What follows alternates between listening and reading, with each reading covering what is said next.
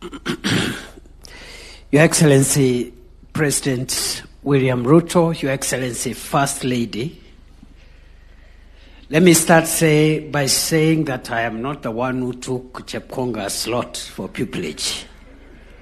Other than that, what Speaker Wetangula said is correct.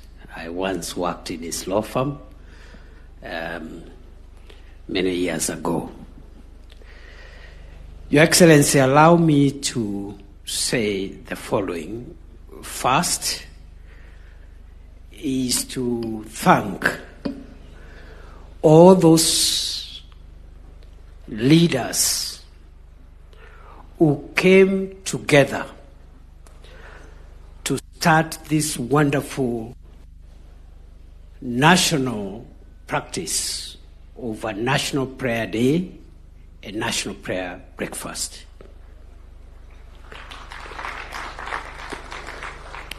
I grew up in a family of a Methodist cleric, and there was some little message in our living room, which was in Swahili. And I've seen in many Christian homes a similar,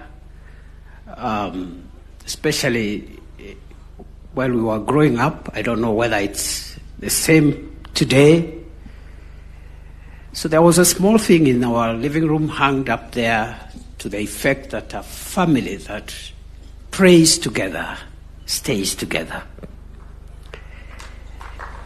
For a nation, I believe equally, just like a family, a nation that prays together will stay together. There is hope for Kenya.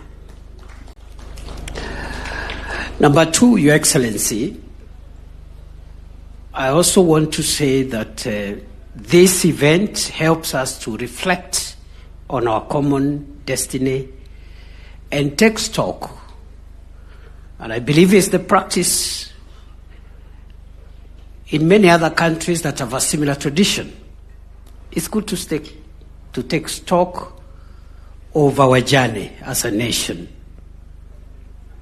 so that we can look at what we've done well, maybe what we have not done so well, and from the scriptures and the sharing and the songs and the prayers which have been made here, we have had good moments and maybe other moments which we would have done better. And that is a good thing also, Your Excellency, because Socrates, one of the greatest philosophers, did say that a life unexamined is not worth living. It is good to examine ourselves at every point, reflect, and take stock, so that we are not on one continuous journey making good speed, but without the reflection to help us understand whether we are doing things right. And many times when we reflect, we'll find areas to correct, improve, and make the journey ahead even better. I say so because, Your Excellency, a story is told of a pilot who announced to his passengers that, ladies and gentlemen, we are making very good time. We are cruising at very good speed. But the good news ends there. The bad news is that we've lost all our instrumentation and we are not sure where we are going. So if we do not have time like this to reflect on our country's journey, we may miss one or two things there, and just like this pilot, be making good progress, but we are not sure that we are making progress to our destination. Your Excellency, allow me also again to say that we have heard the sermon, and I totally agree with the preacher of the day about the need to build relationships with each other, those who are afar, those who are near, our men and women, this generation, the other generation.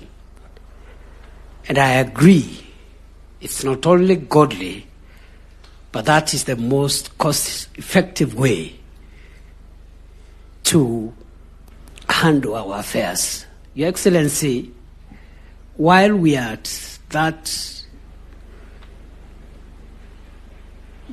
relation-building process, I am very happy to see today here our brothers and sisters from our neighboring countries within the East African community,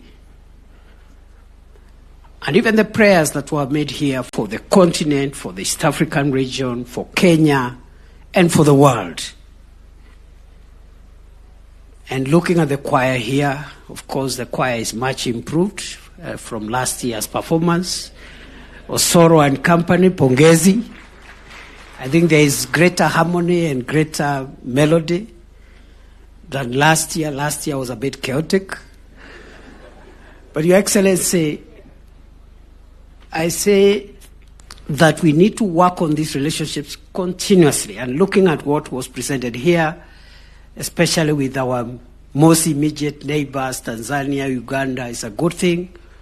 And I hope some of the exchanges we've seen from our political leaders between our countries, we must use a moment like this to arrest those situations, because it doesn't look tidy when brothers and neighbors are talking at each other. We must build good relationships and sustain them.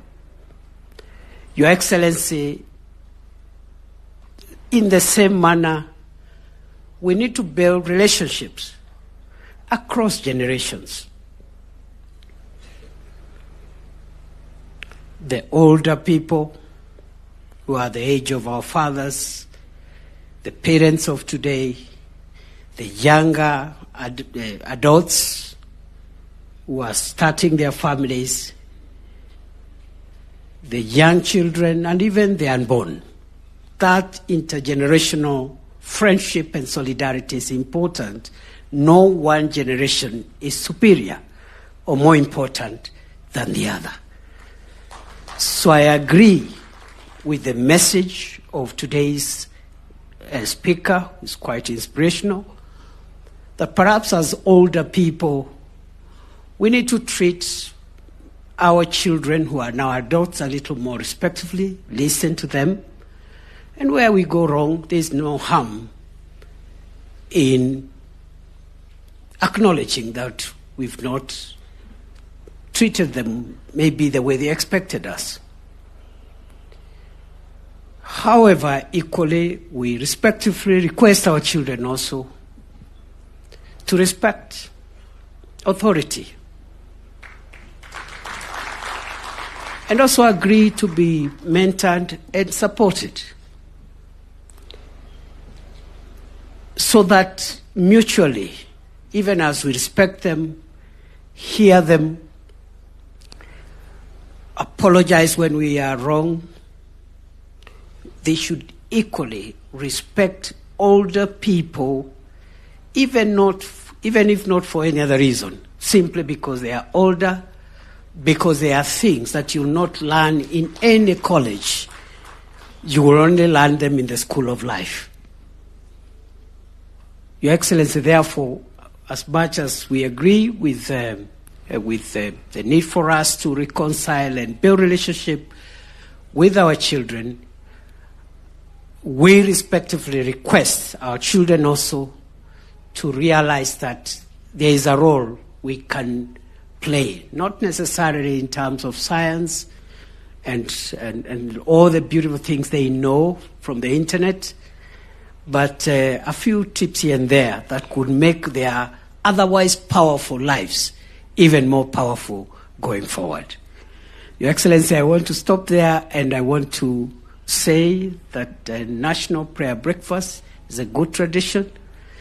It's a place to soberly look at the progress we've made as a country and acknowledge the strides we have made and also the challenges we are facing as a nation.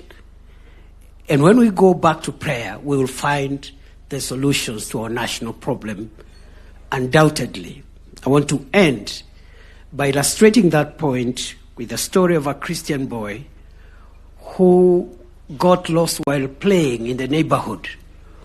And when he got lost, he was found by an adult. But he could not remember exactly where their house was. But his father was a cleric, was a pastor.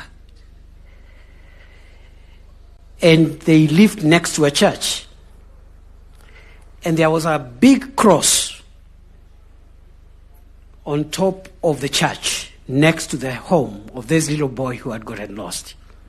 And so when the adult asked this boy, "How do I help you, son? How do I get you back home?"